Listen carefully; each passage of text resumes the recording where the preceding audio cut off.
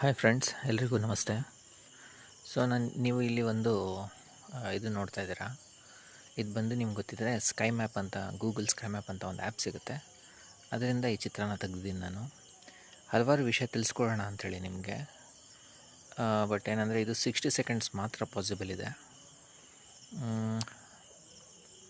ಏನಂತಂದರೆ ಇವಾಗ ಮುಖ್ಯವಾಗಿ ಇಲ್ಲಿ ನೀವೇನು ನೋಡ್ತಾ ಇದ್ದೀರಾ, 3 ಆ್ಯರೋ ಮಾರ್ಕ್ಸ್ ಹಾಕಿದ್ದೀನಿ. ಫಸ್ಟ್ ಒನ್ ಇದನ್ನು ನಾನು ಈಸ್ಟಿಗೆ ಪಾಯಿಂಟ್ ಮಾಡಿ ಇದನ್ನು ನಾನು ತೊಗೊಂಡಿದ್ದೀನಿ ಸ್ಕೈ ಮ್ಯಾಪಲ್ಲಿ. ಸೊ ಈಸ್ಟ್ನ ತೋರಿಸ್ತಾ ಇದೆ. ಆ ಈಸ್ಟ್ ಅಂತ ಬರೆದಿದ್ರ ಮೇಲೆ ಒಂದು ಆರೆಂಜ್ ಲೈನ್ ನಿಮಗೆ ಅಡ್ಡ ಹೋಗ್ತಾ ಇದೆ ಹಾರಿಜಾಂಟಲಿ.